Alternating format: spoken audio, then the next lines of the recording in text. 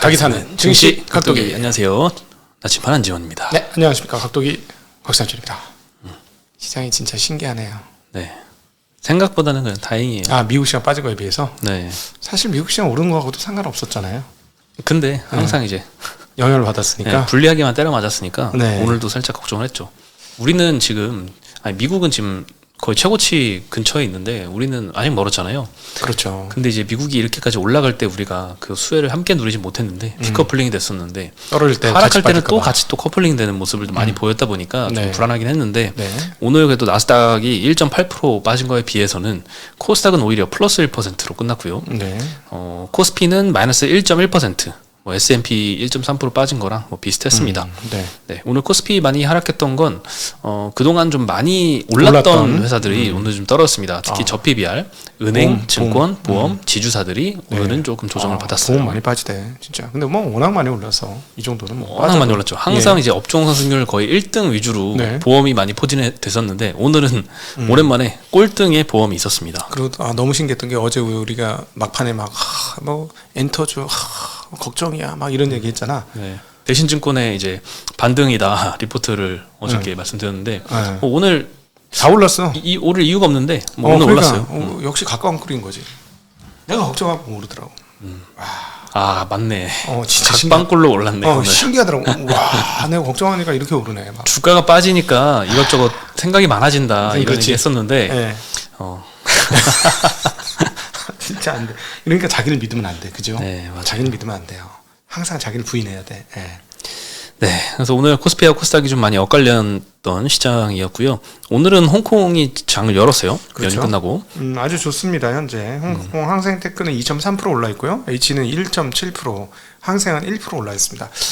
중국이 이게 가짜가 아니네요. 지금 왜냐하면 설날 전만 오르고 끝은 안 오르는 거 아니야 했는데 이거 연속으로 조금 더 오르면은 찐일 수도 있겠는데 뭔가. 근데 분위기는 그랬어요. 진짜 모두가 포기했어요. 좋게 보는 사람 진짜 한 명도 없어. 중국 관련해서. 진짜 신기해. 그러고 나니까 딱 올라. 네. 그렇죠. 네. 다 반꿀이네요. 아니 진짜로 제가 대담도 했잖아요. 딱 대담을 하는데 아니 이렇게까지 안 좋게 보나?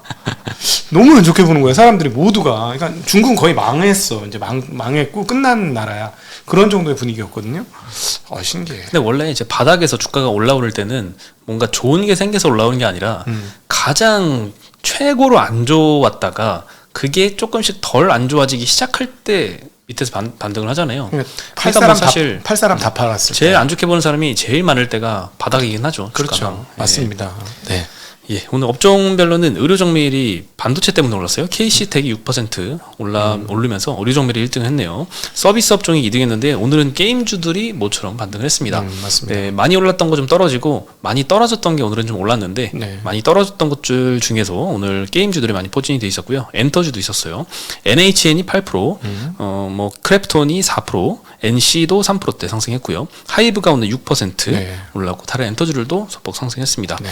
보험주가 꼴등을 했습니다. 삼성화재는 무섭게 급등을 했었는데 오늘은 7%대 하락을 했습니다. 뭐 하나선보, 삼성생명, 하나생명, 동양생명 다 2에서 4%씩 오늘은 조정을 받았고요. 금융업종에서도 롯데지주 4% 하락, CJ 4% 하락, 뭐 한국조선해양, SK스퀘어, SK 다 3%대 하락하면서 지주사도 많이 하락을 했고요. 세 번째로 하락한 게 증권주들, 뭐 유진증권, 미래에셋, 한화화, 뭐 삼성증권, 다울증권 다 2에서 8% 사이로 다 하락을 했습니다. 네. 유통업에서도 뭐 실적 부진 때문에 빠졌던 SK네트워크스를 제외하면 대부분 저PBR로 많이 상승했던 회사들이 오늘 좀 빠졌어요. SK가스, 이마트, 헬라홀딩스, 삼성물산, 현대백화점, 신세계 등등이 오늘 좀 하락을 했습니다. 마지막으로 이제 운수창고 업종에서 아시아나가 오늘 거의 9% 빠졌습니다. 많이 빠졌습니다. 네, 그동안 이제 보도상으로 이미 알려졌었던 EU가 아시아나 대한항공을 합병을 승인했다라는 사실이 오늘 공식화되면서 아시아나는 재료선별로 좀 하락을 했습니다. 예. 네, 그리고 이제 오늘 좀 아침부터 불안하게 했던 거는 미국 1월 CPI 지표가 발표가 됐었죠. 예상을 좀 넘었습니다. 3.1% 전년 대비 CPI가 상승하면서 예상이 2.9%였는데 3.1% 나왔습니다. 이게 오랜만에 2%대 보나 하는 기대를 좀 했었거든요. 과거의 CPI 추이를 보면은 예전에 뭐 1월에는 뭐 6%에서 조금씩 내려오다가 한 6월 달 그때 3% 처음 찍고 다시 3.7까지 반등했다가 다시 이제 2%대를 처음으로 보나 싶었는데 이번에도 3% 초반으로 이제 나오면서 금리를 이제 내리는 시점이 조금 연기가 됐어요. 페드와치 기준으로 3월 동결 확률이 91% 넘게 올라갔습니다. 3월에는 원래 많이 기대는 좀 안 했던 건 맞는 것 같은데 5월 달 인하 가능성도 32%대까지 좀 하락을 했고요. 6월 달까지도 금리를 안 내리고 계속 동결할 거다라는 확률이 7% 있었는데 거기에 25%까지는 상승을 했습니다. 심리가 좀 이렇게 움직이고 있습니다. 고용은 뜨겁고 인플레이션 잘 안 꺾이는데 거기에 핵심이 주택이에요. 네, 주거비가 가중치 네. 35%로 오늘 상승에도 영향을 미쳤죠. 그러니까 결국 부의 효과가 있는 것 같아요. 이 애들이 돈도 많이 벌고 쌓아놓은 돈도 있고 401k 그러니까 퇴직연금도 주식 올라가면서 막 올라가고 주식 박아놓은 거 막 사상 최고치 치고 하니까 일단 다 좋아. 집도 그래 돈 벌었을 때 집이나 짓자. 금리는 높지만 벌은 돈으로 이런 거 아닌가 싶어요. 그러니까 기존 주택이 거래가 많이 되면서 집값이 올라갔을 확률은 제가 보기엔 별로 없거든요. 왜냐면 임대료가 올라간 거 아닌가요? 그러니까 렌트인데 그 렌트에서 정확한 거를 얘기해 주는 애들이 없어 지금.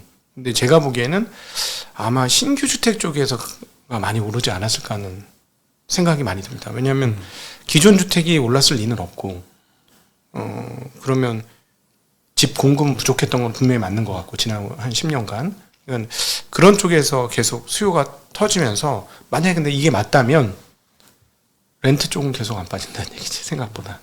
그러면 꽤나 한 2%대까지 들어가긴 하겠으나 뭐 우리가 바라는 뭐 시장에서 바라는 2.3% 2.2% 이거는 의외로 잘 안 온다. 그럴 수도 있는 거죠.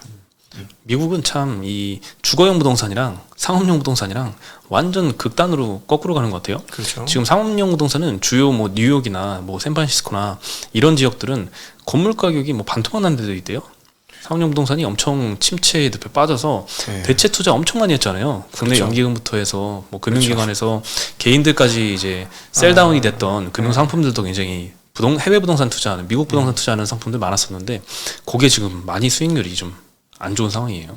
여기서 이제 핵심은 뭐냐면 제3국에서 투자한 일본, 독일, 뭐 한국 이런 데서 투자한 돈 중에 손님들한테 돈 모아서 투자한 거면 국제적으로 뭐 큰 이슈는 없을 거예요. 그냥 뼈 아픈 손실하고 끝나지만 그게 자기 자본에서 투자를 했다거나 아니면 부채를 땡겨서 투자한 게 있으면 그거는 이제 굉장히 심각해지는데 근데 설마 이런 상품을 부채를 땡겨갖거나 자기 자본을 투자했을 리는 없고 대신에 이제 연기금은 문제지. 연기금은 그냥 다 자기 자금이잖아. 자기 자본 투자한 거 당연히 문제인데 에쿼티 투자한 거 문제인데 네. 문제는 선순위 대출로 미국 부동산에 투자했던 상품들도 있거든요. 네. 선순위 대출도 막 70% 상각되고 막 이런 상품들도 있어요. 대출로? 그러니까 못 갚은 거죠. 네. 그 회사에서 만기가 네. 될 때까지 이 대출을 못 갚은 거예요, 차주가.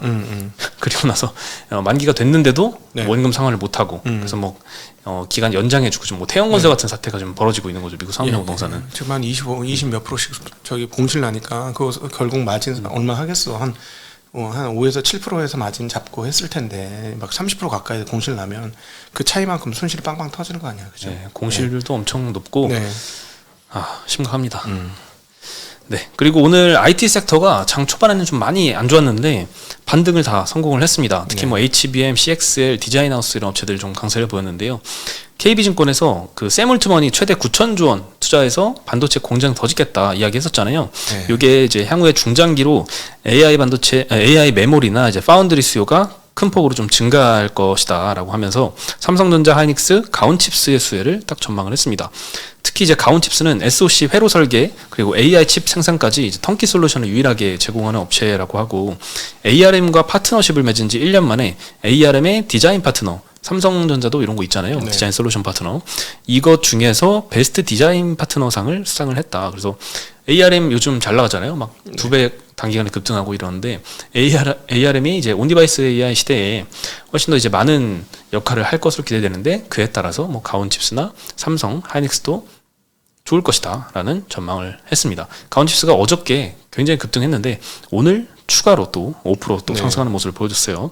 그리고 어저께 일본 고객사에 550억 정도 규모로 이 반도체 설계 계약을 체결을 했었거든요. 요거에 대해서 현대차증권에서 좀 코멘트를 했는데요. 2나노 공정 수주를 받았대요. 2나노 공정 수주를 받은 전 세계 유일한 디자인 하우스다. 글로벌리 높은 기술 경쟁력을 입증한 수주다. 네. 왜냐하면 일본 업체들은 굉장히 깐깐하기 때문에 네. 일본한테 수주받았던 건 굉장히 좀 의미가 있다라고 보는 것 같습니다. 삼성 파운드리 DSP 디자인 솔루션 파트너 중에서도 유일하게 일본 현지 법인을 보유를 해서 앞으로도 일본 시장에서 수혜가 기대가 된다라고 가온칩스를 요즘에 좋게 많이 보는 것 같아요. 팹리스한테 수주를 받았다는 얘기겠지? 그렇죠. 네. 팹리스한테 팹리스가 수주를 받은 거겠지? 그렇지 가온칩스가. 않고는 그러니까 왜냐하면은 일본에 뭐 이나노 공정이 없으니까 이나노 관련된 뭐 실물하고 상관이 없을 테고 당연히 그러니까 팹리스일 것 같은데 이나노 그림 그려주면 누가 만들어주는데? 그게 TSMC가 만들어 주겠죠. 이게 뭐 당장은 아니고 네. 이제 설계단에서 수주니까 뭐 20한 6년도쯤 하지 않을까요? 그러니까 지금 세물트만도 얘기하는 것도 그렇고 좀 신기한 게 뭐냐면은 그냥 야 이제 만들어 이제 이나노 시작하자 하면 되는 줄 아나 봐.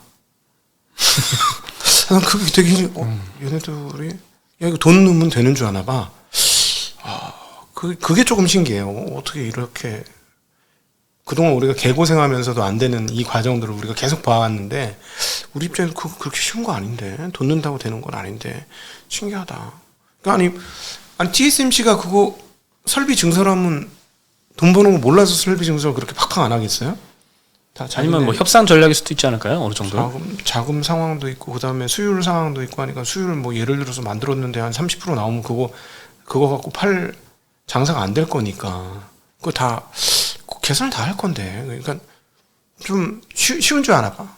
이게 생각보다 어려운데. 그만큼 이제 AI 수요는 넘쳐나는데 공급이 부족하니까 네. 수요가 그만큼 많다라는 걸 좀 강조하기 위한 좀 수치 언급상 좀 네. 어느 정도 과장이 있지 않았을까. 네. 무슨 젓가락질 하듯이 되는 줄 아는 모양이야. 생각보다 어려운데. 네. 네. 그리고 뭐 기술 쪽에서의 계속 발전은 있네요. 이제 하이닉스도 2월 20일 날 이제 샌프란시스코에서 반도체 관련 학회가 있는데 16단으로 쌓은 HBM3E 요거 처음으로 공개를 한다고 합니다. 16단. 네, 디램 칩을 이제 TSV 공정으로 이제 이렇게 쭉 쌌는데 네. 지금까지는 12단이 최고입니다. 근데 이걸 16단으로 향상을 시켜가지고 업계 최초로 공개를 한대요. 이해가 안 되네. 네.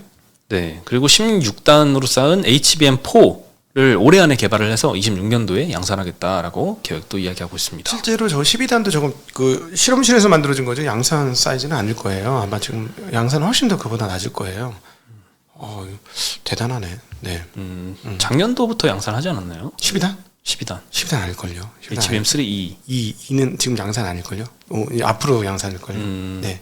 네, 그리고 CXL도 삼성전자가 이제 3월 26일 날 실리콘밸리에서 또 학회가 있는데 그때 CXL DRAM을 또 공개를 할 것으로 좀 기대가 됩니다. 네. 네, 요 뭐 고성능 영상을 위해서 뭐 서로 다른 기종을 연결하는 차세대 기술 규격이라고 하고 HBM 이 AI 수요가 확대되면 이제 메모리도 더 많은 메모리가 필요한데 네. 언제까지나 계속 위로 쌓을 수 없으니까 새로운 규격이 필요해서 CXL이 좀 주목을 받고 아마 있습니다. CXL은 제 판단에는 그 CPU 옆에서 사용될 겁니다. CPU도 훨씬 더 고성능이 되고 훨씬 더 많은 메모리를 사용할 수밖에 없을 거거든요. 이제 AI 시대로 가서 추론하는 그 CPU가 되면 그리고 아까 그 HBM은 잘 아시는 분이 지금 현재 진행률을 어떻게 되는지 좀 알려주시면 좋겠습니다. 네. 어떤 진행률이요? 아까 12단. 12단이요? 12단 2가 이 공정은 아직 제가 알고는 양산은 아닌 걸로 아는데 혹시 제가 잘못 알았을 수도 있으니까 잘 아시는 분이 댓글로 답을 해주시면 감사하겠습니다. 네. 댓글 찬스. 오랜만에 댓글 찬스 쓰네요. 네. 이게 워낙 그 기술 진보 속도가 우리가 모르는 사이에 막 축축축축 가니까 그러니까 어제의 기억이 오늘은 현실이 아닐 수도 있어서. 네. 네, 오늘 그래서 CXL 관련주 중에 네오셈이 거의 상한가 가면서 29% 상승해서 네. 마감을 했습니다. 뭐 퀄리타스 반도체, 코리아 서키트도 장 초반에는 좀 많이 떨어져 있는 줄 알았는데 반등해가지고 3%대, 2%대 이렇게 상승을 했고요. 네. 네, 그리고 엔터주들 어저께 대신증권에서 뭐 저점 매수 의견을 말씀을 드렸는데 최근에 이제 1월 달에 음반 판매량과 활동 횟수도 저조했고 실제로 이제 팬덤의 활동 지표도 부진했다라고 네. 하락 이유를 밝히면서 모멘텀 부족을 대표적인 이유로 꼽았는데 3월부터는 좀 모멘텀이 있기 때문에 본격적으로 반등을 할 것이다 이런 것도 있었고 오늘 뭐 반등을 한 것도 그냥은 저점을 인식해서 저가매수 들어온 매수세 때문에 오른 게 아닌가 하는 생각도 듭니다. 그리고 위메이드 또 오늘 상승을 했습니다. 한 7% 가까이 상승을 했는데 위믹스 3.0 플랫폼 기반으로 만든 게임이 나이트크로우라고 요 글로벌 버전이 3월 12일에 글로벌 170개국에 출시를 한다고 합니다. 네. 여기 이제 토큰화된 아이템 그리고 NFT를 결합한 게임이라서 최근에 좀 비트코인 많이 급등하고 있잖아요. 네. 장세하고 맞아 떨어져서 좀 상승을 한 것 같네요. 위메이드는 위믹스에 목숨 걸은 것 같은데요? 분위기 보니까. 뭐 옛날부터 위믹스로 이제 네. 월급 받고 대표이사부터 이렇게 많이 했었잖아요. 거의 완전 목숨 걸었어 보니까. 네. 네. 그리고 상승 많이 했던 은행주 대표적으로 좀 하락을 했는데요.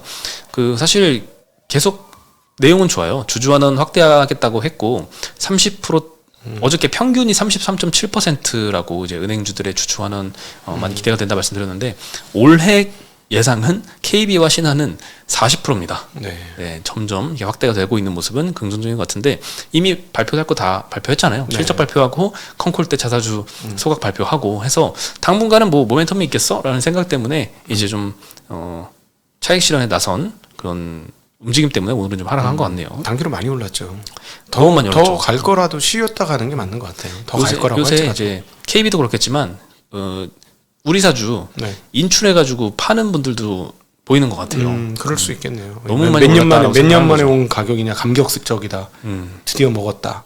네, 이러겠죠. 네. 그리고 마지막으로 아시아나와 대한항공이 합병을 EU가 승인을 했습니다. 이거 한참 전에 보도로 먼저 나왔었거든요. 네. 그래서 보도만 나왔고 아직 공식화가 안 됐기 때문에 이게 사실인지 아닌지 조금 의구심은 있었지만 그래도 좀 어느 정도 사실로 다들 인지하고 있었는데 합병이 사실상 승인됐고요. 뭐 주가는 근데 하락을 했습니다. 그러면 이제 지금까지 13개 당국에 승인이 완료가 됐고요. 미국만 남았습니다. 네, 그렇죠. 제일 중요한 나라죠. 네. 제일 중요한 나라. 네, 제일 중요한 나라입니다. 네.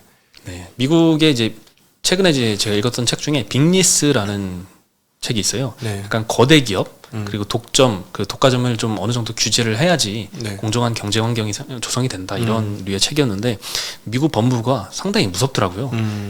예전에 뭐 마이크로소프트나 네. 뭐 그전에 뭐 스탠더드 오일이나 해체시킬 때 그냥 가차없이 해체시키고 네, 독점 금지법. 네, 무섭죠. 뭐 소송 걸어버리고 장난 아니던데 최근에 또 미 항공사의 경쟁 경쟁 저하가 우려된다고 그 합병을 못하게 막아버렸잖아요. 제트 어쩌고 저쩌고. 그리고 60%막 주가가 하루 만에 떨어졌잖아요. 네. 네, 그만큼 좀 굉장히 무서운 미 법무부가 유일하게 하나 남아 있습니다. 네.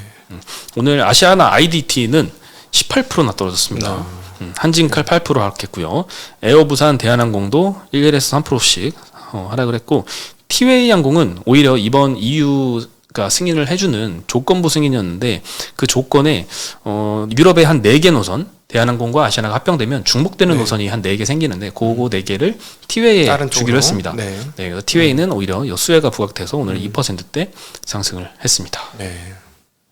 네, 오늘 소식은 여기까지고요. 저희 내일 다시 인사드리겠습니다. 네. 안녕. 안녕.